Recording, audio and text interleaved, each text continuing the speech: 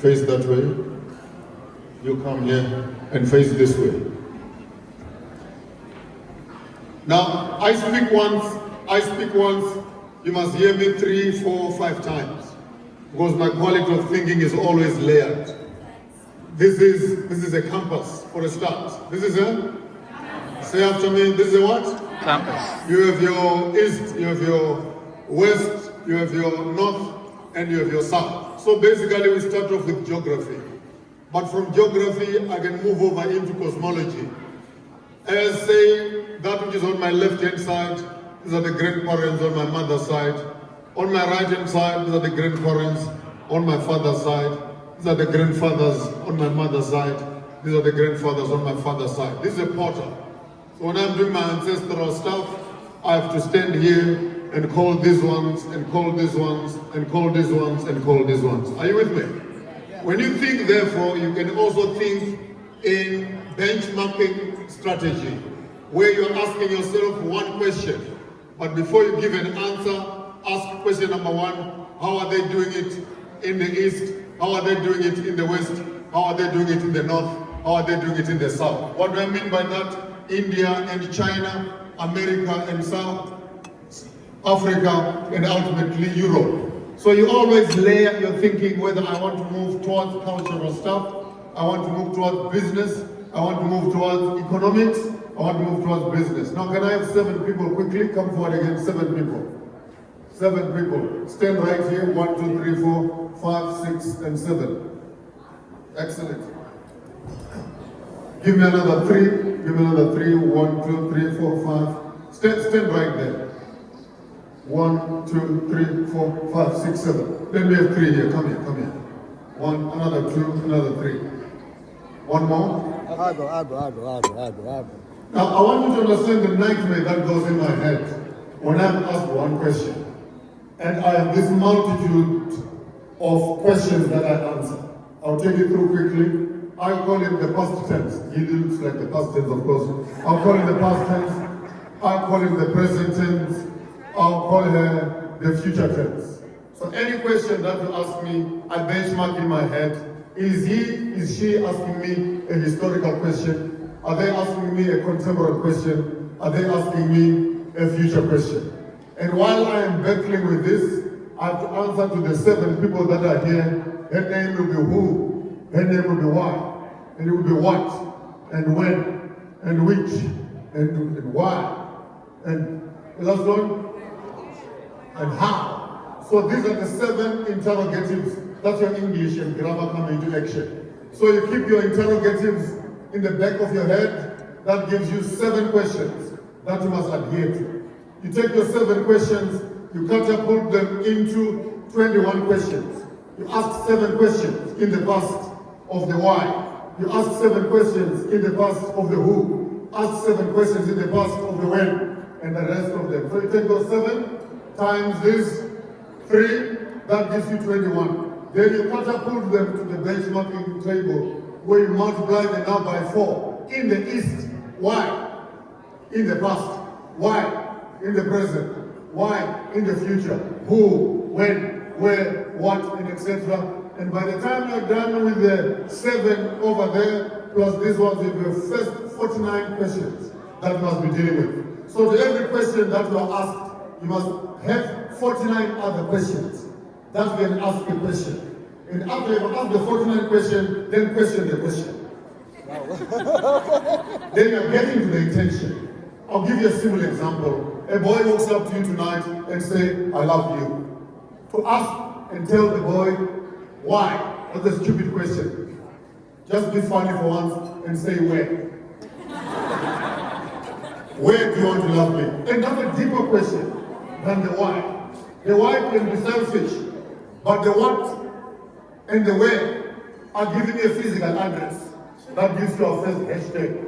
That before you can reproduce, as she was saying, make sure that you have an address. If you want to get me pregnant, no problem. Just make sure that it's on your land. Let's have your address, and we can do it there, because you don't love me on WhatsApp, you don't love me on Twitter, you don't love me on Instagram. I need a physical address where I can reproduce. That gives you a really different branding of your product. Hashtag number 2, we can always remember, you can't give a person land between your legs when they don't own the land between their 2 ears. These are philosophical concepts, but within them, there is depth of thought that says, before you can tamper with my reproduction, I want to make sure that your goods are in your right space. Hashtag number 3, when the face is beautiful and the software is not working, hardware always suffers. It sounds a bit off, but simply put, it means that you can't have a beautiful face and the contents of your mind are cheaper than the cosmetics on your face. And that's not only a cosmetic question, that's a philosophical question. I'm saying when a country is beautiful, when a country has the resources, but the administration and the leaders of those countries is not working properly, the resources of those countries are always going to the poor and to those that are smart. Hashtag number 4, therefore the genitalia of a drunk person does not belong to them. No, that's not being arrogant. When you are drunk, you don't know who is there. I'm not being vulgar. I'm speaking politics. When the country is fast asleep, their resources will be taken by those that are sober. You understand that part there? So as you think and you're processing thoughts, you don't need to become a philosopher. You just start thinking not in the box, not out of the box. Just bend the damn box and think. You don't need reference to anything, because all stuff that is around you are learning possible objectives. The password is ask yourself the right questions. You will always be able to get the right answers. Then someone walks up to me, Maponga J, so you no longer believe in Jesus. So what do you say about Jesus? I don't have a problem. I go on the stage and I go to the north. What do they believe? I go to the south. What do they believe? I go to the east. What do they believe? I go to the west. What do they believe? I come over here. What do they believe in the past? What do they believe in the present? What would they believe in the future? I come over here. Why do they believe? How do they believe? Who do they believe? Which and etc. By the time I'm done with this thing here, I've got 49 questions. I don't need a God or a Jesus who needs a passport to come to me. Because every one of us, from where we are, we can access the divinity. So for me, this is what I call a thinking tool, 101, which can allow you to process huge amounts of information, tons of information, without referring to any book whatsoever. You simply dig into your reservoir of knowledge, processing all thoughts by simply asking questions.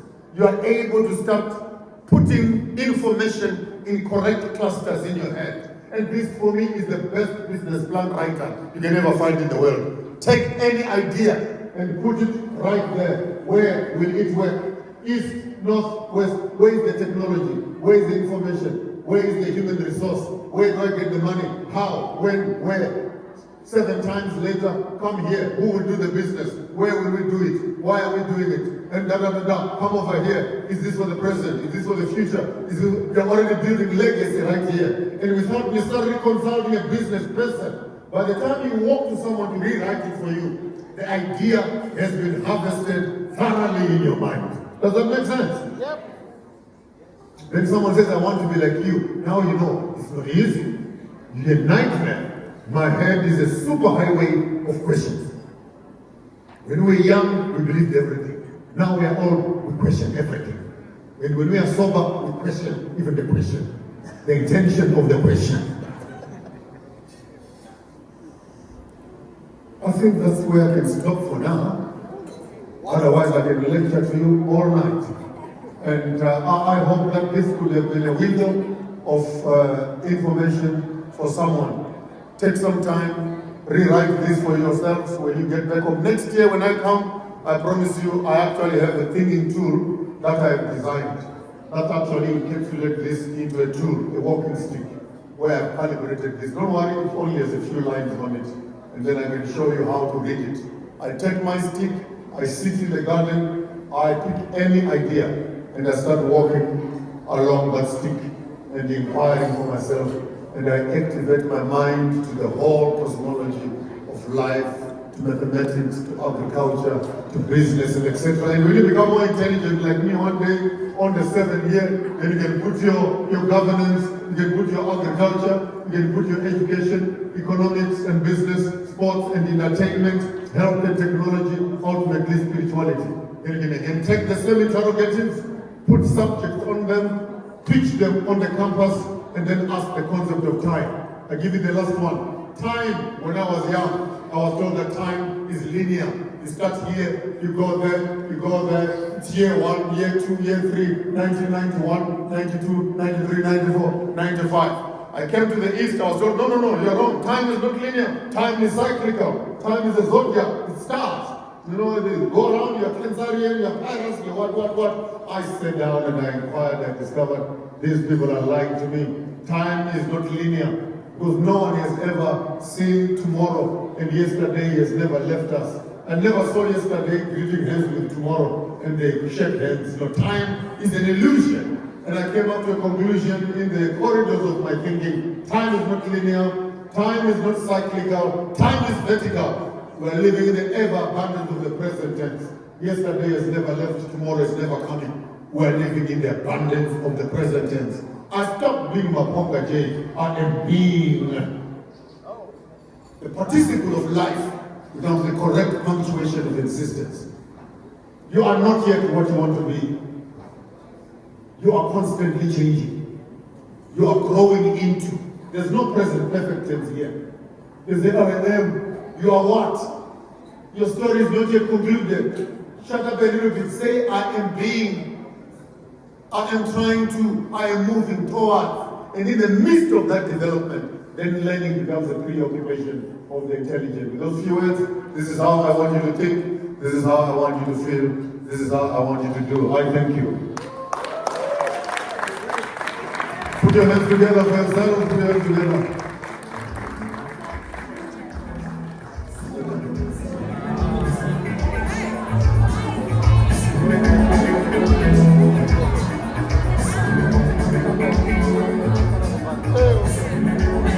Hello. One last one. I'll be random. The Senegalese woman, please come here. You can also come here. And Madame the singer, you can also come here. The gentleman who is like, just come. Who else? Oh, you look so innocent. Come also. 1, 2, 3, 4, 5. Come. You'll be happy later. Yeah. You can come. How many do I have here? 1, 2, 3, 4, 5. I have more ladies, I think that's my side. Let me see. Come also. You're feeling lucky tonight. Okay, that's fine. We're going to do this properly last night, but the tailors here did not give us the opportunity. You go home, do like mine, just get some material, and it was part of my gifting to you, but some gift from home.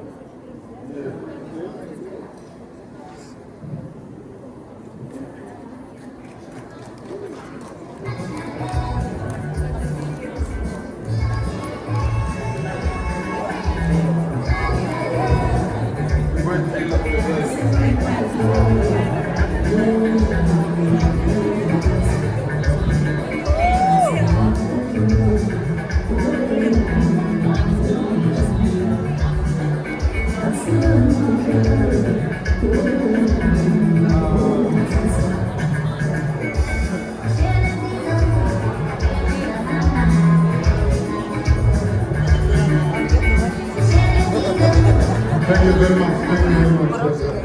That's all right. Go and tailor for yourselves.